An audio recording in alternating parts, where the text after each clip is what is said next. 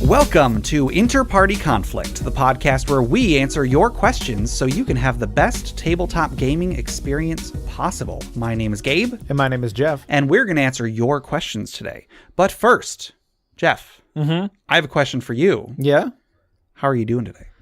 I'm doing good today. Hasn't been the greatest week. Oh, I'm sorry to hear that. It's fine. I mean, I'll come out and say it. I was in a little accident. That's not good. It wasn't really little. No one else was involved, so that was good. That's good, yeah. But yeah, I totaled my work van. Oh. Luckily work was very understanding because they know I have a very good driving record and they know I'm a very safe driver and stuff like that. It was it was a combination of a lot of different things and,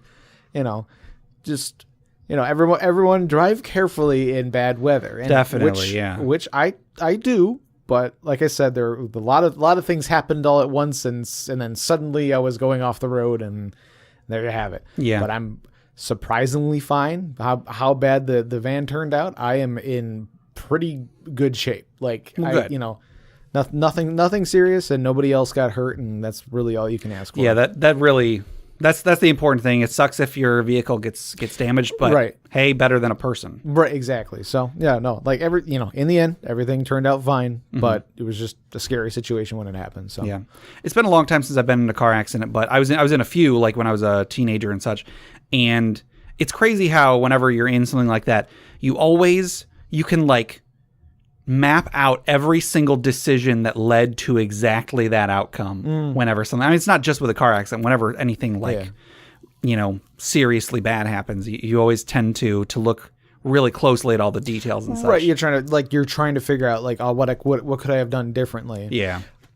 However, with this particular incident, I don't see there being other than maybe driving slower, which in hindsight is always going to be the case. Sure. But I was driving slower than I normally would have because of the weather. Yeah. But it was very just out of nowhere. It felt just very. It was just I was driving down the road and suddenly I wasn't. It was just oh, okay. But the size of the van and the type and the weather and stuff like that had a lot to do with it. So it was. Thinking back on it like that, it was there really wasn't a whole lot different I could have done. Yeah. And anything I can think of doing differently might have made it worse. Sure.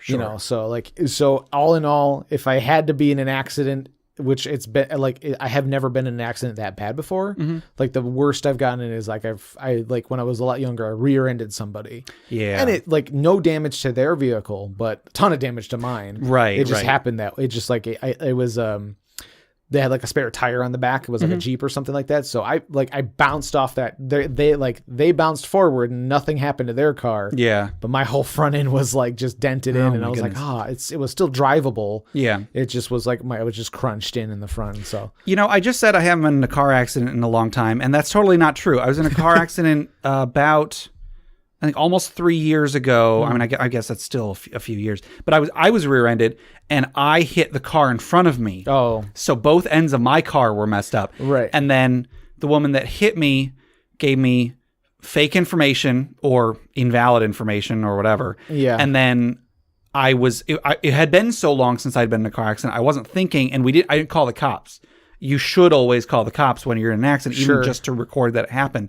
But right after she left, I went to the police and, gave them my stuff and everything. It turns out the woman that hit me, you had an invalid, or her driver's license was expired, and they had me do they had a bunch of pictures. They had me pick out which one was her. Oh man. It was awful. I mean, I guess if I had called the police when she was there, the only difference is that I'm sure she would have been arrested, or she would have just left before they got there. Probably, yeah. But on my end, she didn't have valid insurance, so I wouldn't have gotten any money out of it. I suppose I could have sued her, but I got the car for free anyway. It was from a friend that was moving, and the car wasn't a great car to begin with, and it's still drivable to this day. We still drive the car, so I'm not too upset that I did. I'm upset that I didn't call the cops, mainly just because you should, and I wasn't thinking. Yeah. But in the end, I don't think it's not a huge detriment to the world that I didn't get this woman arrested then and there. Sure, I guess. So anyway, so in more positive stuff, I do apologize, Jeff. I'm sorry you were in an accident. No. Like I'm sitting here. I'm fine. I like very minor injuries, so I'm happy to be here. Well, good. But some good news. We have a couple new patrons. I would like to thank. This one of them actually has been a patron for like 2 or 3 weeks by this point, but because of the way the way we record, and then our last episode, we didn't really do any patron stuff. Sure. So I apologize that we didn't get to this guy sooner. But the first patron I want to mention is Jonathan. He is actually, I want to say a little bit about him. We've talked back and forth a bit on Twitter, and he sent me a tweet a few weeks ago with a picture of Azure Bonds, which is a book that I have recommended on the podcast before. It's a really good book. I've read it a couple times. Yeah. And a bottle of RC Cola, which is my favorite soda. Oh, he said he had never tried either of those. He never read that book, never drank RC Cola. So he got some good vibes from me that day. Brownie points. And then he sent me another tweet another message saying that he was running a game, and he was either running or playing in a game. He needed a campfire story to tell the other players, and so he told the story of how Ichi started a war. He told a story about one of my D&D characters. Nice. So I just thought that was awesome. I love that we're able to make. It's so cool hearing that we're able to make that kind of an impact in somebody's life, that they're having fun. With our, I was going to say at our expense, but it's not really. Well, yeah. Not really our expense, but yeah. So thank you, Jonathan. We're helping people have fun. So yes, absolutely. And then our other new patron is Michael. Michael is actually a friend of mine from work. I was telling him about our Roll20 games that we're going to be doing, and he really wanted to play game over Roll20. Awesome. So he became a patron as well. Very cool. So I don't actually know if he listens to every episode of the podcast, but Michael, if you're listening to this, thank you. Yes. Thank you, Jonathan. Thank you, Michael. Yes. Also, I was actually thinking about bringing this up on the next episode because I figured we would probably have a bunch of stuff at the beginning of this one. But I recently saw the movie Ready Player One. Oh, yes. Are you at all familiar with Ready Player One? I am aware of its existence and what it is. Okay. I have not read the book. Sure. Like I listened to a sample of the audiobook. Yeah. I think we talked about this before with Will Wheaton. And no disrespect to Will Wheaton. I just can't. Yeah. So I've listened to the audiobook. I listened to the audiobook about a year ago, and then I just saw the movie.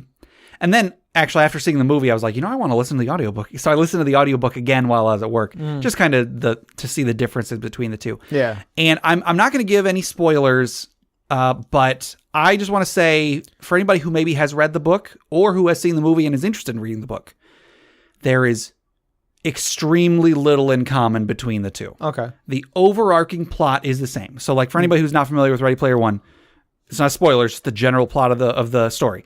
It's everybody in the world pretty much plays this virtual reality game. Yeah. It's super big. It's basically the internet is this game. Right. In the future. And the creator of it, he died a few years ago, and he left behind an Easter egg hidden somewhere in the game with all these cryptic clues leading to it. Whoever can find the Easter egg, the first person to find it, will get his entire estate and will become the leading shareholder in the company that owns this game, and will basically be in control of the game's future. Yeah, I like to describe it as Willy Wonka meets VR chat. Yeah, I can see that. And so then it follows this guy named Wade Watts. He lives in the dumps, and he at the very beginning of the book, they tell you he is the first person to make a single step of progress towards, after several years, nobody has found even the first of 3 keys that you need in order to get the egg. And he found the first one, just this complete, nobody found it. And so then the story it shows you how he got there, and then it picks up from there and so on. Aside from that same general plot, which is this, this scavenger hunt across this giant virtual world, almost nothing that happens in the movie happened in the book. Okay. I could count on one hand the number of scenes that have an analog in the book. Sure. There's maybe 3 parts of the movie that's oh yeah, that was a scene in the book. Everything else is completely different. it really surprised me how different they were making it. And to be fair, the book is chock full of pop culture references, specifically 80s pop culture references. Yeah. To the point where I'm sure it was going to be very difficult for them to get the rights to all those things. Yeah, I really think that's probably the main issue. When was the book? When did the book come out? I think early 2000s. Early 2000s. I think. Okay, so probably written by somebody who was most influenced by. Sure, I'm sure that's the case. Yeah, by like that, 80s and stuff like that. So like, in order to reach the biggest audience, you have to make pop culture references that more people are going to get. Yeah. Like, so, I want to say there's actually more like 90s and early 2000s references, at least in like the trailers and stuff I've seen. There were a few, yeah. Especially, Tracer from Overwatch shows up in the movie 4 separate times. I'm sure she does. Despite, I could not name a single other licensed character that shows up twice in the movie. There's tons of them that show up just once. Yeah. But then every other scene, there's Tracer. Well, look, there's Tracer again. Who produced the movie? There's Tracer again. I'm not sure. It was directed by Steven Spielberg. I don't know about who produced it. But Steven Spielberg, and then he's got connected. I don't know. But like when I first saw the very first trailer for this movie, I got a little bit worried because I think I might have even mentioned on this podcast, maybe not. Like 75% of the trailer was a high-speed car race. Yeah. And I did not remember there being a car race at all in the book. Sure. And it was a very prominent scene in the movie too. It seemed to be so, yeah. Like, okay, very small spoiler. The very first key in this book that the main character finds, the main character finds the first key and then some other people get it. And then it's kind of a race between all of them to try and get to the thing at the end. And then there's this evil organization that's been trying to win this contest so that they can be in control of the company and so on. Yeah. And in the book, I won't say a lot of the details, but getting the first key very, very prominently featured the Tomb of Horrors, which is a very popular old D&D module. It was such a cool moment when I was listening to the audiobook and I was like, they're not about to, oh my goodness, they totally did. They brought in the Tomb of Horrors. And then it gives a lot of details about the Tomb of Horrors. No mention of D&D whatsoever in the entire movie, even though it's mentioned many times in the book, because not only is Tomb of Horrors in there, but the guy that made the game got his start creating games from playing D&D. Like that's in the book. That's a huge point, is that he used to be part of a D&D game. And then like, there's a bunch, they mention a few of the other characters that the people that he interacted with when he was making the game, they also play D&D. So D&D is a big part. That's why I think this is worth spending a little bit of time on, because it's relevant to the podcast. Sure. D&D is a very big part of the book. Mm-hmm. And so in the movie, when it is not only completely gone, but the entire Tomb of Horrors segment is instead replaced with a car chase that doesn't even make sense when you think about it. If you want to, I'll tell you off the air why it makes no sense within the story. Because I hate when people say something is bad because it's different from the book. I'm not saying it's bad. I think the movie was probably objectively good. I can't say because I've read, I had read the book first. Yeah, it's a little bit harder for you to make that distinction. But, exactly. Yeah. But so I think the movie was probably still very good, even if you've never read the book or don't plan on reading the book. So I don't mean to say that it's bad because it's different. But even if you ignore the source material, I feel like this car race and its place in the narrative makes no sense, and it does not. It is not internally consistent with the rest of the story. Sure. But whatever. Yeah. That's another thing for another day. If anybody feels like watching it, I'm sure it would be a fun movie for anybody to watch. I did have fun watching it, but it just boggles my mind how much of the movie was different. It really has to come down to like trademarks and things like that. It's even something as simple as every single because again, I read the book, or I listened to the book immediately after watching the movie. Every single description of a character, a place, or thing does not look the same in the movie. And it's just like, you already had a description. Why take the art design in a different direction when you didn't have to do that. Yeah. Like in the book, one of the characters, the main character's best friend, they call him H. And in the book, he's just a dude. Like he and the main character go to school. They don't go to school together, but they both go to a school in the same part of the game. And so they both have avatars that look like just normal people. Mm-hmm. And in the movie, H is like this giant hulking ogre looking thing. And like, okay. And then like their descriptions of specific places. There are a few locations they go to in the movie that were in the book. And the book gives a description and it looks completely different. There's like this castle that in the movie is like this giant barren hellscape. In the book, it's like a giant golden castle in like a verdant field. And it's just like, why make that change? That's just such a strange change to make. Yeah, I don't know. Again, I don't mean to put it down because it's different. I'm just confused. Yeah, I think, I don't know, probably because they had to change so much, they just were like, we'll just whatever. That may be. Yeah, that may be.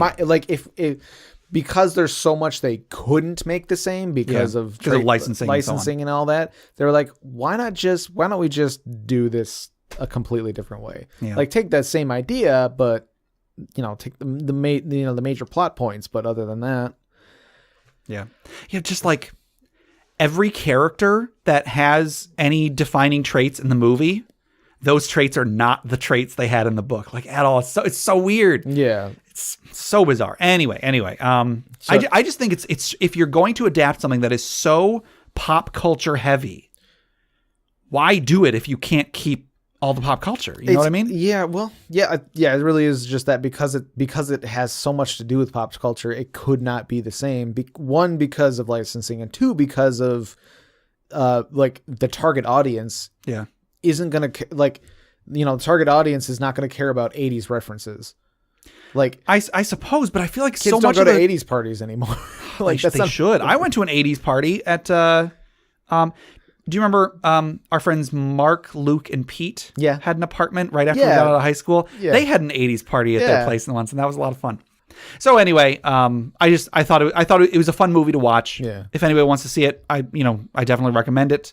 But I also recommend reading the book. I think the book was really, really good. So more than typical, more than you would typically like expect differences. Yeah, absolutely. Like again, the overarching plot is the same.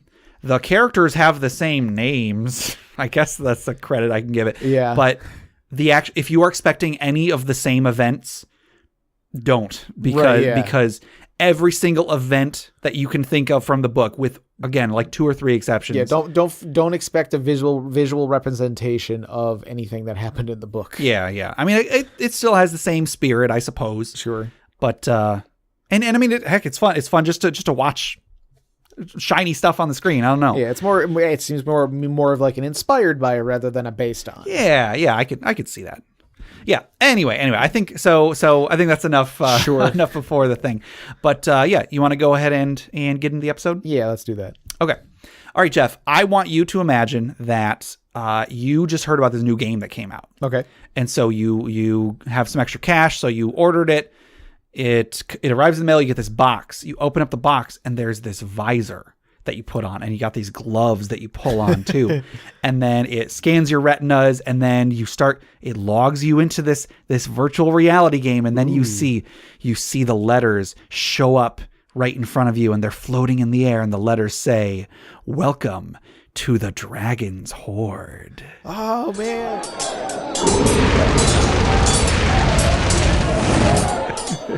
I'm getting motion sickness. Hold on. Oh no. So this today's Dragon's Horde item was actually submitted by Jonathan, our patron. Yay! And that was submitted via Twitter. Yeah. And this is a little different from what we usually do on the Dragon's Horde for 2 reasons. Number one, it's not homebrew. We've had a few things that are like from the Dungeon Master's Guide or whatever. Sure. But it is also not a magic item.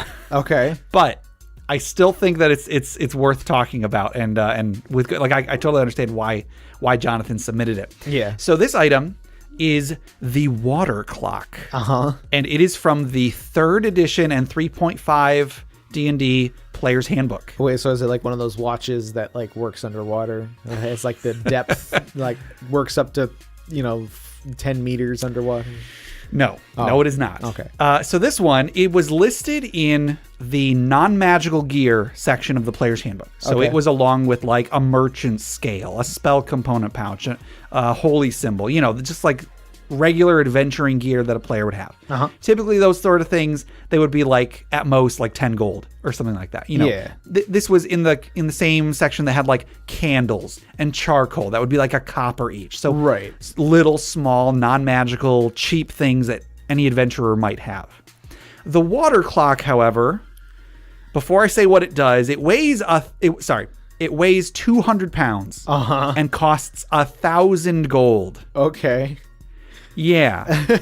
The water clock, its description says, this large, bulky contrivance gives the time accurate to within half an hour per day since it was last set.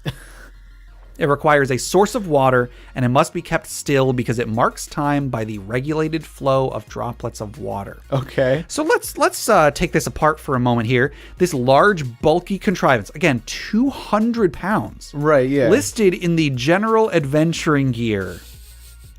So it's like you have to like carry it between But just have two people carry it? yeah, the carry between two people, or you have to buy a wagon, which is cost less.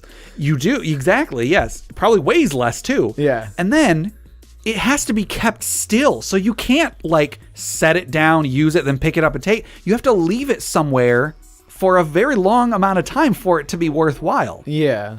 And not only that, it gives the time accurate to within half an hour per day. So in other words, the longer you use it, the less accurate it's going to be. It's a clock.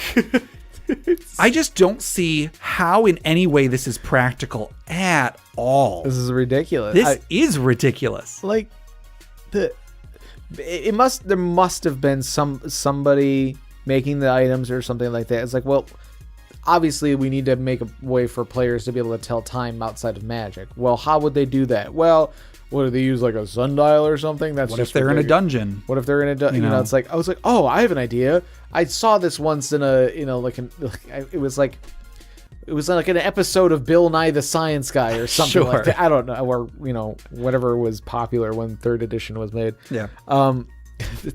It just seems like some like it's a very specific thing that some guy knew about, and then they'd be like, yeah, this is definitely technology that could exist in this sort of setting. Yeah. And they were just like, all right, fine. How much does it weigh? 200 pounds. It uses what kind of materials? Okay, 1,000 GP. All right, put it in. Whatever. Yeah. It's like you can't just get a sundial on your wrist. I'm not sure if it would quite work that well, but maybe if you got it positioned right. Haven't you seen the Flintstones? Yes. I want to say there was an episode of Hercules: The Legendary Journeys where a character was selling little wrist-mounted. Wrist-mounted. Yep. Sundials. It's got like opens his jacket and there's right. A bunch of sundials. Yeah. Oh my gosh, that is from something. You want to buy a sundial? What is that from? I got nothing. Oh, what is it? It's got, I think, shoot. It's not from Monkey Island, is it? Because a lot of your references are from Monkey Island. I want to say it's a Disney movie. Could be. Could it be the Hercules movie? Maybe. Which is not the same property as Hercules: Legendary Journeys. It might be the Hercules movie. I don't know, but well, yeah, I'll see what I can find to put in the show notes. A guy in an alley or something. You want to buy a sundial? Like it? Yeah, it's very much that. Yeah. So this item is just like, it's so big, it's so impractical. I don't even get why it would be worth it to own. I suppose if like you just wanted someone to be so luxurious, to be so like lavishly rich, that they've even got a water clock or something, I guess. Got a house made out of water clocks. Sure. when he checks the time on one and then throws it away, and then next time he needs to check it, he checks another one. It's like, yeah, I get a new one every half hour. Yes. So yeah, this item is just so bizarre. And who has this is just a general question to everybody out there listening. Has anybody ever dealt with one of these in game? Have you ever bought one, or found one, or met a character that had one, or known someone that had one? Whatever, anything like that. So, somebody has to have, because usually when it's on the list and it's that ridiculous, there is someone somewhere that has like basically based a character around it. I guess, yeah. It's like, oh, okay, like was like, you spend like 1,000 GP on a bell or whatever. Like, it's like aren't bells expensive or something? They're like, I want to say a bell is like a gold or something, which I mean for non-magical adventuring gear is for it's such a small item. Relatively, yeah, 1 gold it's relatively expensive. Gotcha. Heck yeah, like a winter blanket is half a gold. A bucket is half a gold. Yeah, more expensive things are like locks, I think, or so. Yeah. Oh, spyglass. We should probably mention spyglass when we're talking about impractically expensive adventuring gear. Yeah, spyglass was 1,000 gold as well. Was it 1,000 or? Yeah, that's 1,000. It's ridiculous. Oh. And I mean that's basically just it magnifies things to twice their size. Not far things, not like a magnifying glass. Right. Yeah. That is also in here, and that is 100 gold, I want to say. I mean, I'd say a spyglass is a pretty useful thing. Yeah. But I mean, 1,000 gold. 1,000 gold. It's just like who's gonna have one? Yeah. Like non-adventurers aren't gonna have one. Adventurers are probably gonna spend that 1,000 gold on something else. Yeah. Because they're at the point where they're buying magical stuff. I don't know. So yeah, now I kind of want to make a character that's it's like Pavel the Punctual. Okay. And then he's always on time because he's got that water clock at home. Clock. Actually, he's not always on time because he's always within half an hour. Within half an hour, right? Yeah. Yes. All right. Well, I think that'll do it for the Dragon's Hoard. Do you have anything else you want to say about that? No, it's ridiculous. Water clock. Yeah. Yeah. So thank you, Jonathan, for that. That trip down memory lane. I guess it's been a long time since I've thought about the water clock. Right. If anybody wanted to submit magic items to the Dragon's Hoard or stories for the funeral pyre or questions for us to discuss, Jeff, how would they do so? They could send us an email at InterPartyConflict@gmail.com. Yes. Now, before we go on, we have a giveaway to give away. A giveaway to give away. Yes. So we have an adventure made by Goblin Stone. We are going to be giving away Chapel on the Cliffs. If anybody would like to enter this drawing, all you have to do is send an email to interpartyconflict@gmail.com with Chapel on the Cliffs in the subject line. Yes. Yeah. Content of the email can be whatever you want. It could be nothing. It could be a picture of a cute rat doing something adorable. I do love cute rat pictures. Yeah. That's extra brownie points, or should I say pumpkin cheesecake points. Ooh, pumpkin cheesecake points. Speaking of which, Jeff. Yes. If you would like a piece of pumpkin cheesecake, I made one the other day. Oh, I might have to do that. Yeah. Okay. If you want. Anyway, So today's winner is David. Woo! David E. Whoa, winner. Gobble, gobble, gobble. Woo! I guess. So congratulations, David E. Yay, David. So, David, if you like the adventure or if you don't like the adventure, let Goblin Stone know. You should be getting that in your email within the next day or two. If you don't, let us know. Sometimes it goes to the spam folder. Maybe sometimes it doesn't at all. I don't know. But whenever one gets sent out, I get a copy of the email. So if you don't get it in a couple days, let me know and I'll directly forward you my copy as well. Yep. So yeah, thank you, David, for listening. Thank you, listeners, for sending us your Chapel on the Cliff submissions. And we will do another drawing every week. Yep. Cool. And then just one more thing before we get to episodes. I want to tell her, actually, 2 things. Sure. Sorry, I keep adding things. First, we have a Patreon that is doing pretty well. Like I mentioned, we have a couple new patrons this week, and we've hit our next goal. Oh yeah. So I'm going to be getting some new artwork for our podcast. Cool. I don't know exactly what form that's going to take. Maybe I'll get some like caricatures of me and Jeff. Sure. Maybe I'll get you some general fantasy drawings or something. But we're going to get some custom artwork just for us. Yeah. It's going to go on our blog. When we get a website set up, finally, we'll have some artwork for that. I figure that'd be a good place to start for some artwork done or something for like a website. Yeah, so expect that within the next couple of months. I'm not on a tight schedule on that. I don't even know exactly what I want to do. Right, but that's thanks to all of our patrons. So thank you, patrons. Yes, thank you. And if anybody wants to become a patron, go to patreon.com/InterPartyConflict. We've got a few different tiers. $1, $5, $10. You can give more than that if you want to. You can give anything in between. Anything you give us will go towards making the show better, and you get some cool stuff for it. Mm-hmm. So yeah, at the moment in the next couple of weeks, we're going to be doing a Roll20 game, and that should be a lot of fun. Awesome.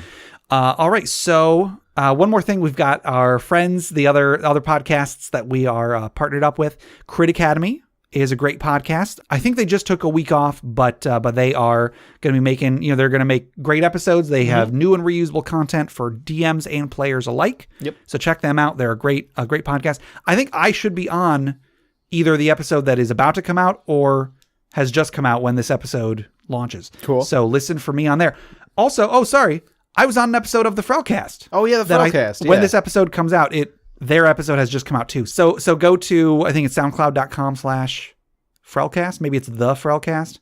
But it's a show. It's a podcast about the show Farscape. Yeah. I was a guest on there. It was a lot of fun. I think this one went really well. And anyway, another one of our partners is D&D Character Lab. They make characters and then pit them against each other. And it's a lot of fun. Yes.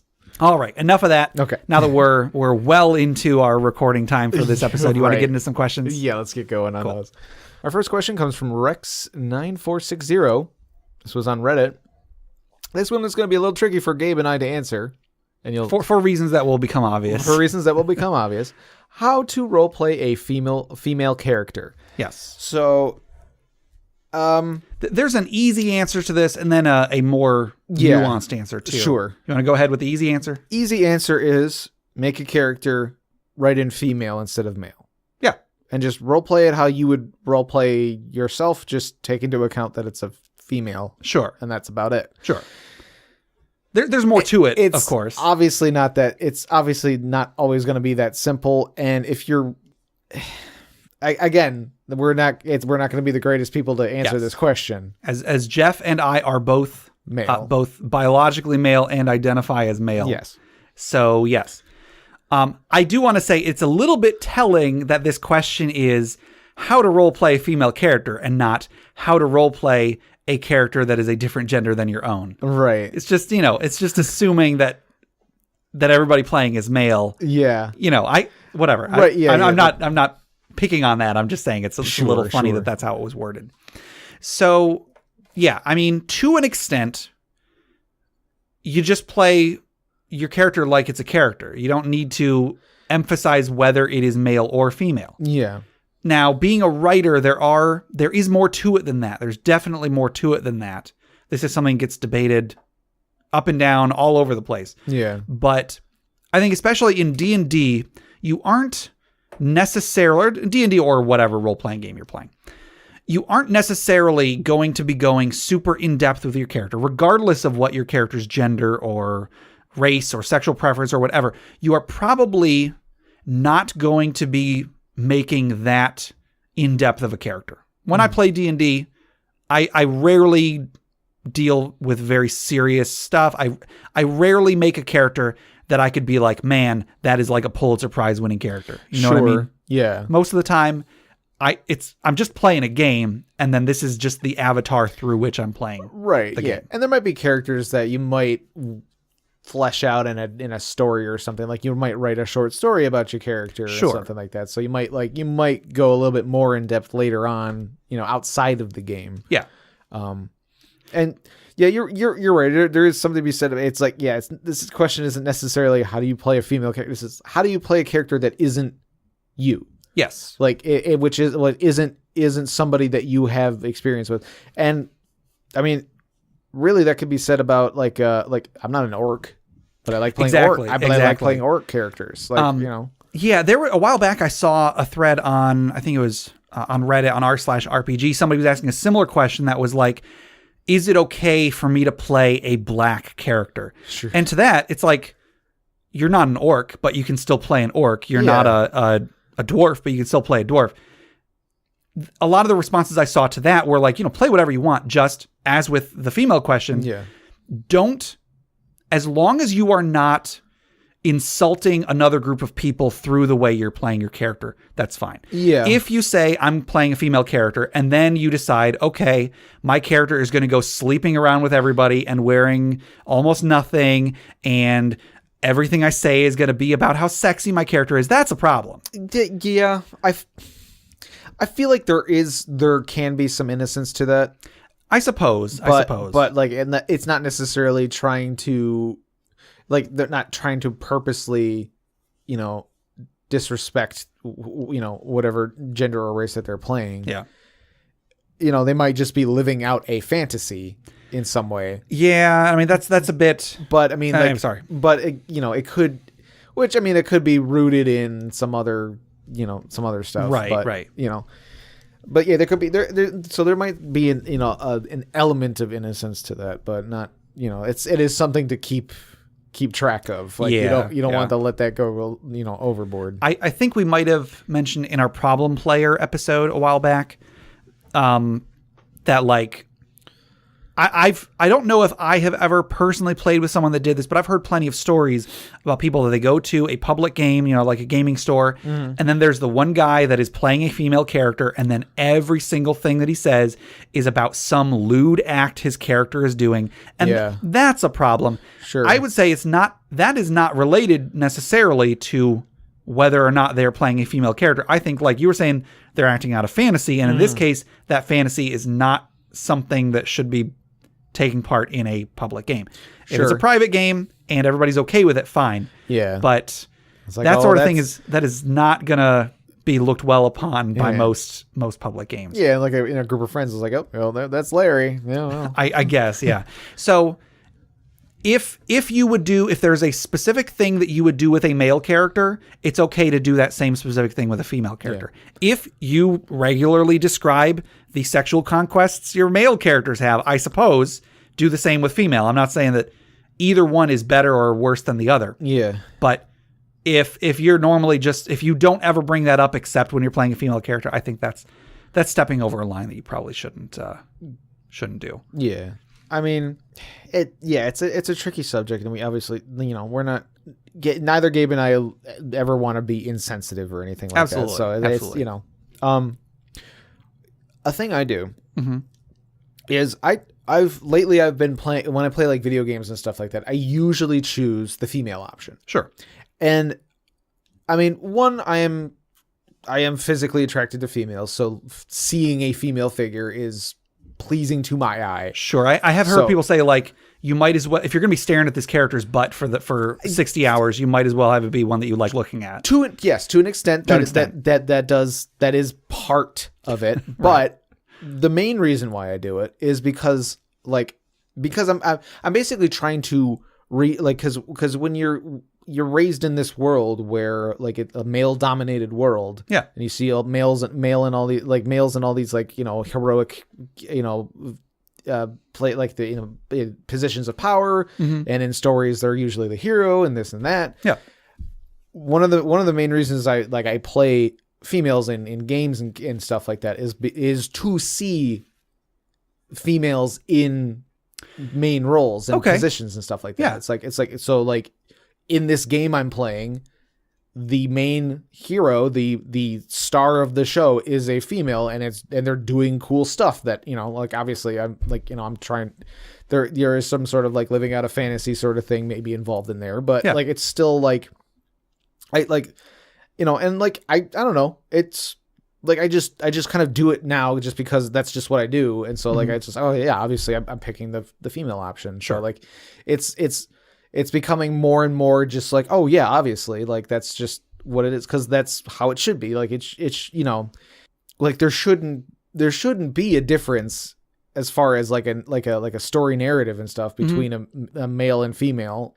Again, we're not we are far from experts on how to portray minorities in media, right? But we can still give our 2 cents on it. Yeah, and I think the fact that this question has a place to be asked, I think it does show a lot about where gaming culture is. Yeah, I think gaming culture is a lot better than it was 20 years ago. But it's still got room to grow. Yeah, like in some areas for sure. In other areas, I don't know. Like, because there's so much like gratuitous like sexual stuff and all that. But I would still maintain that it's better than it used to be. Yeah. I would say that there may not have been just as much. There may not have been as much a while ago, but what was there was even more blatant, and nobody saw anything wrong. Nobody was complaining about it. Right. I feel. I could be wrong. Well, I mean, not nobody was complaining about it, but it was the complaining was not as much in the forefront of the conversation. Sure. So I mean that would be my suggestion is play female characters. Just do it. Sure. Just make that your instinct to just play a female character, mm-hmm. and then it'll become so like that idea will become so natural to you. Yeah. That I feel like it'll feel easier. Sure. Like if you're more likely to imagine a character or a hero or something being female, you'll be less conflicted or confused about it, I guess. Yeah. I don't know.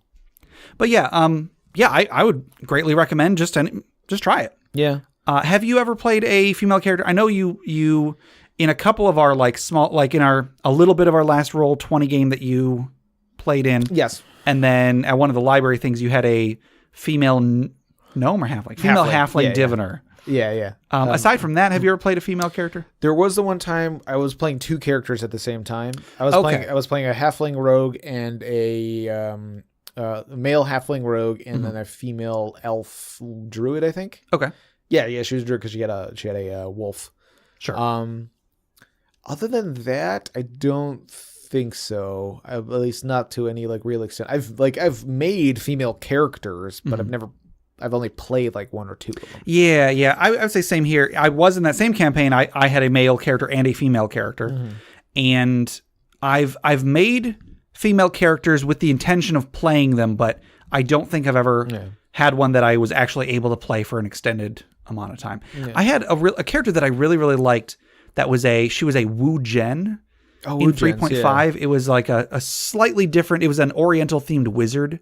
Yeah. And they had some crazy spells. Yeah, they did. Oh man. They had that spell that made you colossal sized. Yeah, it was basically giants. It was giant size. Giant size, yeah. But it was you could do up to colossal. Yeah. It's ridiculous. But Jay, we were going to be running a campaign that was we were all going to be on a ship in Eberron. And I think we played maybe one or two sessions of it, but then it fell apart as campaigns tend to do. Yeah. But that character was female. I really liked that character. I had a longtime World of Warcraft character that I have tried remaking in D&D several times. That was female. The Warlock, yeah. Yeah, Esprit. Yeah. And I really like that character, but I just haven't had a chance to really play it much. Yeah. So yeah, if it hasn't come out already, I have no problem whatsoever with guys playing female characters, females playing male characters. As long as it's an interesting character, you know what I mean? If your whole gimmick is I'm a female, well, I mean, it's a start, I guess. Sure. But try to make it more of a character and less of a caricature. Yeah. As long as you're doing it to be I want to try playing a female character and not I'm going to be the girl and right. I'm going to kiss all of the boys. Right. Or, don't, as long as you're trying to broaden your horizons basically and try playing a female character.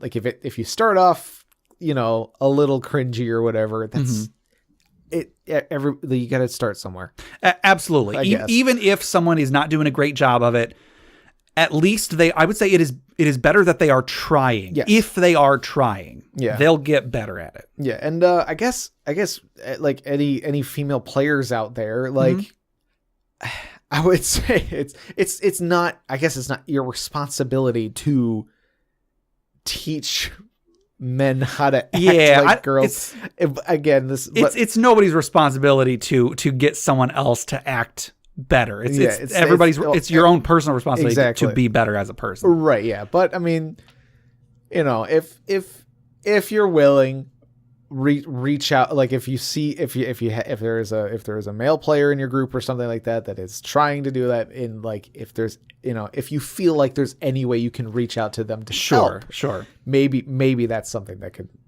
help people along. Yeah. If you are willing to help, I'm sure help would be a good thing. Yeah.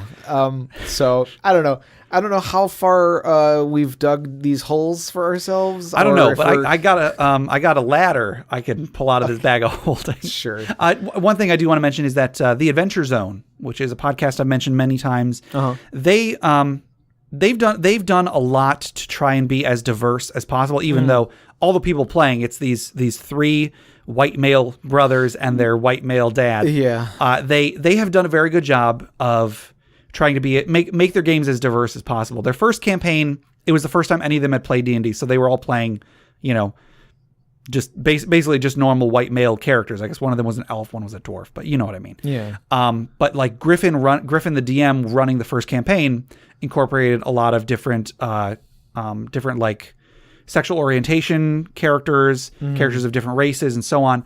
And the fan art for all of the campaigns they've done so far has just gone crazy with like so many like every character that has been on the Adventure Zone, you can find a black version of it. You can find a gender swapped version of it. Sure. It's kind of interesting. I'm curious as to how that started, but if people want to do that, all the power to them. So the first campaign, like I said, they were all just white guys basically. Yeah. The next campaign, two of the boys were playing females.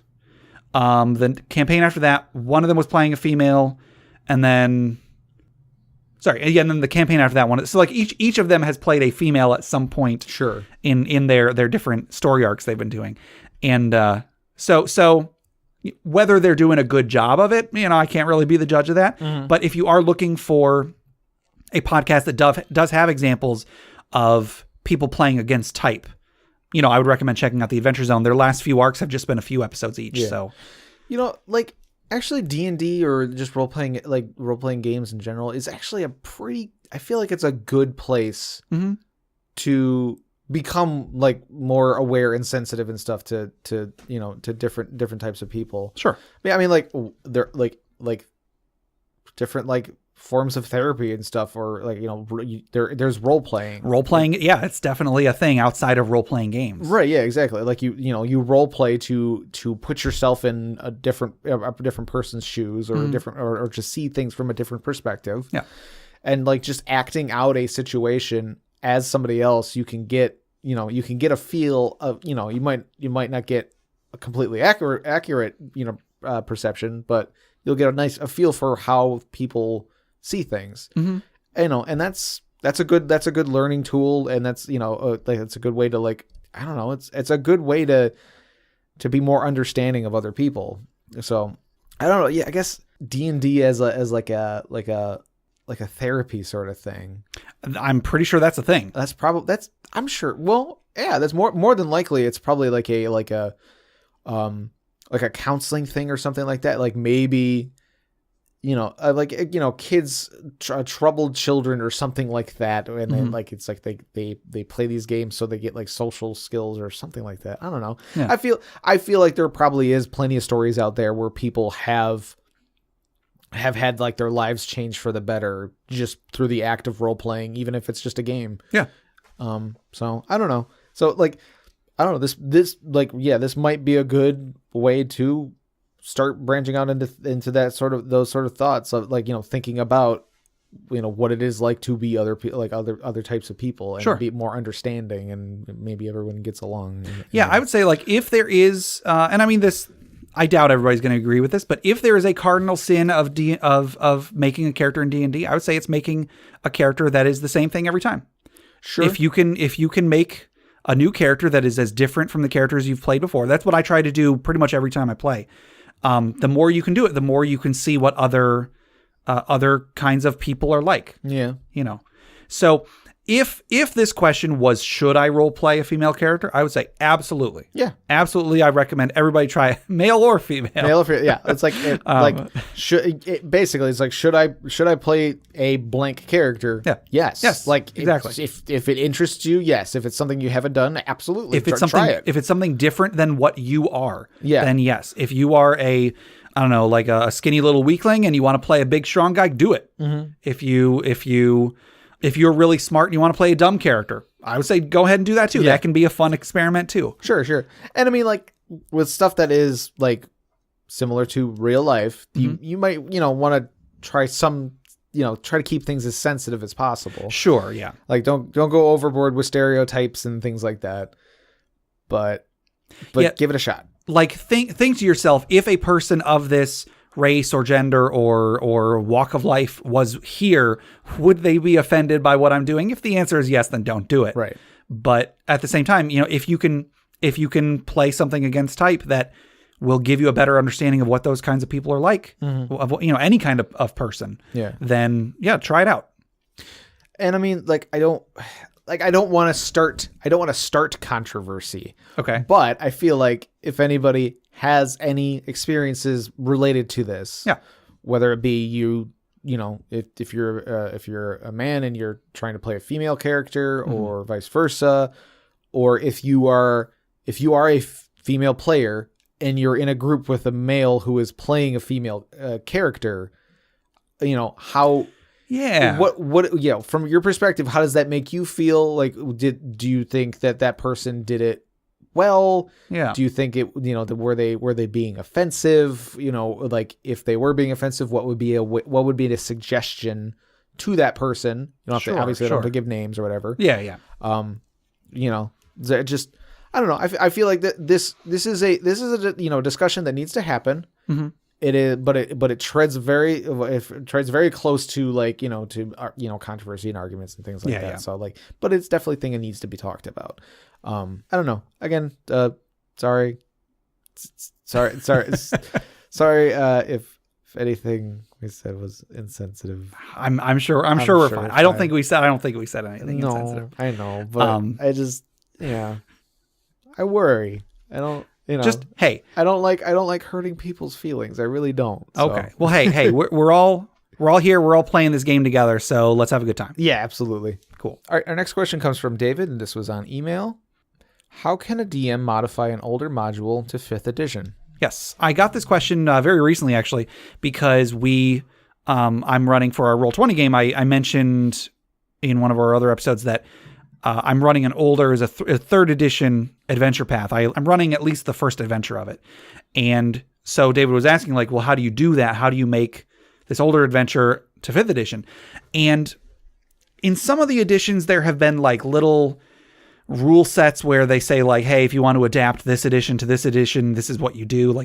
You add this to their AC, you subtract this from whatever. Yeah. I don't know if 5th edition has one of those from 3rd edition, but whenever I'm adapting something from one edition to another, I'm assuming I'm going to have to redo all of the encounters anyway. Sure. And really that's what you're updating. You don't need to update dungeons for the most part. You might have to update the skill DCs to climb a wall or to open a lock or whatever. But dungeons for the most part are system agnostic. The actual details of the things you find in those dungeons are going to be different, but it's mainly the encounters that are going to be a different experience. Yeah. And so whenever I'm updating something from an older edition, I pretty much remake all of the encounters from the ground up. Right. And there's some good things and some bad things. It can take a lot of time to do that because you're rewriting a big portion of the adventure. Basically, yeah. But I tend to find that a lot of pre-written adventures, I don't really like the structure of the encounters to begin with. Sure. A lot of the time there will either be encounters that are so small that they're over in one or two rounds. Mm. And then it's why even have it? But then other times there will be encounters that are right next, in a room immediately next to another encounter with no door between them. And the adventure will have them written as if they're two separate encounters, but I don't see how one of them wouldn't immediately bleed into the other. Sure. So whenever there's a situation like that, I like to just scrap the entire encounter and then rebuild it in a form that is more what I'm looking for. Yeah. So when I'm statting out encounters, I like to look at what purpose the encounter serves. If it's just going to be some enemies that are physically blocking the players from going a certain way, I'll choose an enemy in 5th edition or 4th edition or whatever that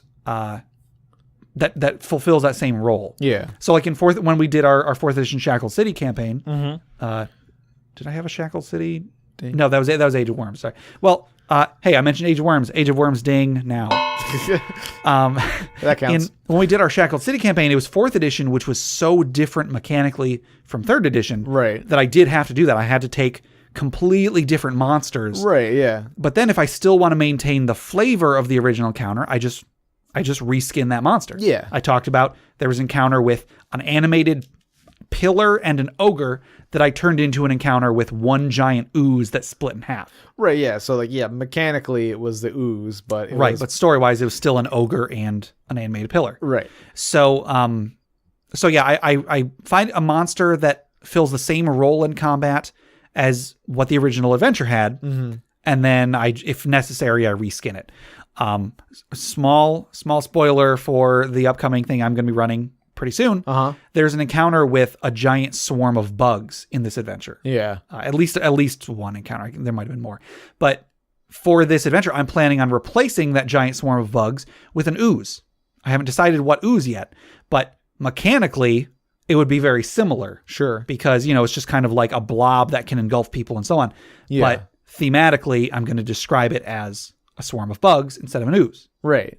Yeah. And also, when I did run the Age of Worms in 3rd edition, I wasn't fond of that encounter. I felt it was structured really strangely. So instead, I can replace it with something that I think fits the adventure a little bit better. And because I've run this adventure before, that makes it a little easier. If this is an adventure that you're just picking up out of nowhere, it's going to be a little bit harder for you because you do have to look a little deeper into what role the encounters serve.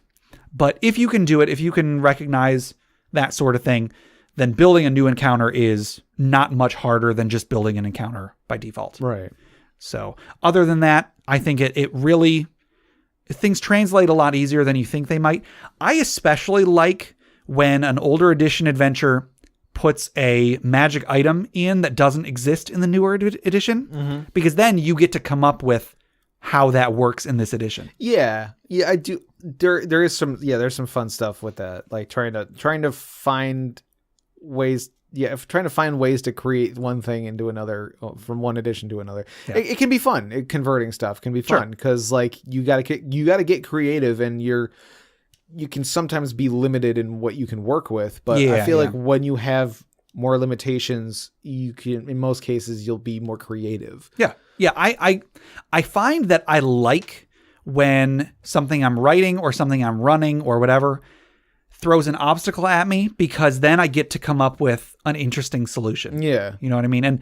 And I feel like on paper that sounds awful, but when you get in there, sometimes it can be a lot of fun. And I find that I like the result a lot better when I'm challenged to come up with something interesting than if I just came up with something to begin with. Yeah. Like, creating something in a void it's just, I don't know. I feel like that's a lot harder than trying to face a creative challenge with limitations. I should put this adventure in a void. Is this a Final Fantasy? Yes. I mean, to be fair, the final encounter of the Age of Worms kind of did take place in a void. Yeah. All right. Anyway. All right. Well, I think that'll do it for questions today. I think we had a lot of pre-Dragon's Horde talk, but hopefully this was still there's still a lot of fun stuff to be gotten from this episode. Yeah. Before we finish up, though, Jeff, I would think we should take a deep breath. Oh, yeah. Yeah, but I've just been exhaling this whole time. Oh my goodness, that's my secret. I'm always exhaling. So let's toss another log onto the funeral pyre.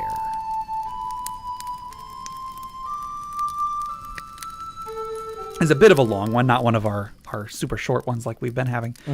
This is from Jonathan. So again, Jonathan via Twitter. Thank you, Jonathan, for submitting a lot of stuff for this episode. Oh yeah. Gort was a monk who was granted. Gort is such a great name. I just want to interject that. Gort, exactly. Gort was a monk who was granted access to study in a monastery residing in Limbo, the dimensional plane between time and space. When he exited this area, 1 night had passed, but 2 years of age was added to him.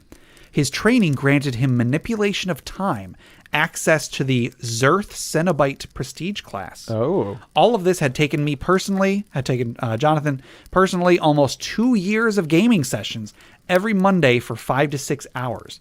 One of our party had picked up a magical rod and was going to have it identified before the last boss fight. A few days before our Monday meeting, I was told I would have to work by my boss, so I told a friend to, dramatic pause, play my character. Uh-oh. He said he had the rod identified as Cure Light Wounds, but wasn't 100% sure. Okay. Well, when the next to last boss fight began, I was kicking butt, and after a while was heavily injured. So my friend pulled me back to the front lines and used the rod on me.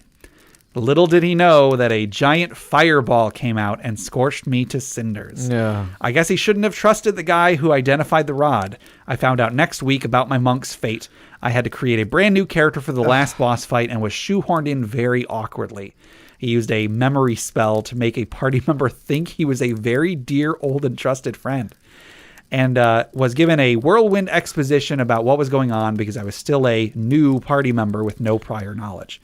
So the last fight went well and we won, but I am still slightly mad and upset that I wasn't able to play my character and save myself. Yeah, that's rough. That is rough. Anytime something happens to your character when you're not at the table, that's kind of rough. I'm pretty sure I talked about that in our worst DM episode. Right.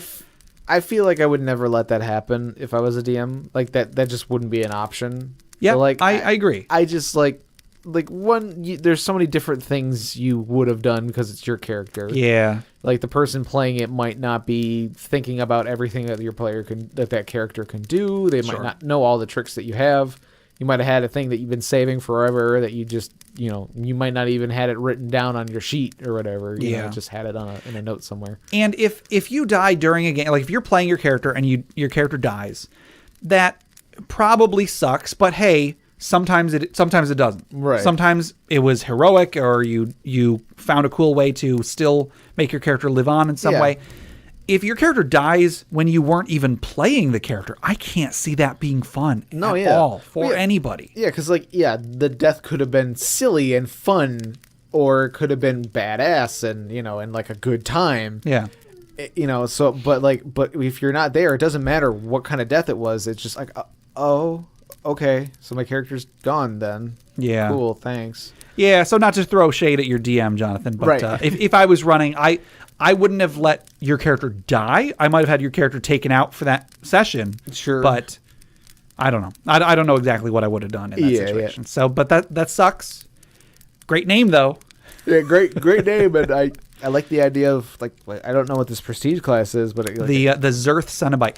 I don't recall if it said what his character's race was, but I was going to say at the beginning, Limbo is the Githzerai, which is like lawful neutral, I think, race of like plane hopping creatures. They Githzerai monks are fairly common, and they live in monasteries in Limbo. Limbo is the plane of chaos, and so the fact that they are able to maintain a monastery of law in this plane where everything around them is constantly shifting and changing, it's that's one testament to their thing. So Zerth is the religion or the deity or something of the Githzerai. Oh, okay, cool. Or something. All of my knowledge on Zerth comes from the game Planescape Torment. Yeah, Githzerai, who are like related to the Githyanki. Yes. Who are like, I think they're what?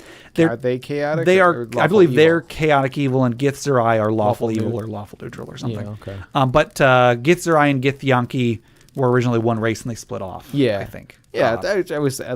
Stuff like that's always interesting. Yeah.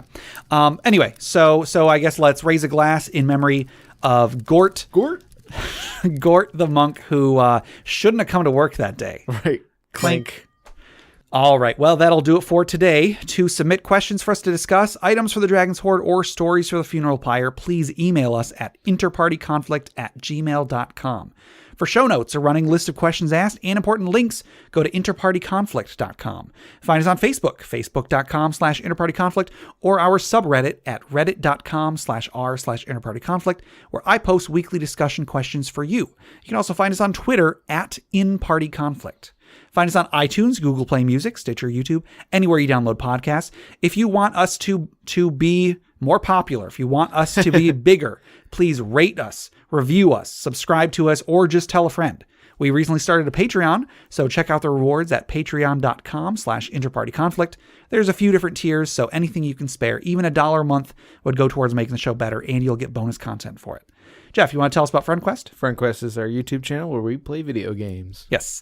And if you'd like to submit some of your childhood memories of going to the arcade, either write them to us in an email or record it yourself and send it to me that way. I actually just recently set up an email address specifically for this, and I believe I'm going to be calling it the Arcade Memories Podcast. Okay. So if you want to send us, you can either send it to us at our InterPartyConflict email or arcadememoriespodcast@gmail.com. @gmail.com. Cool.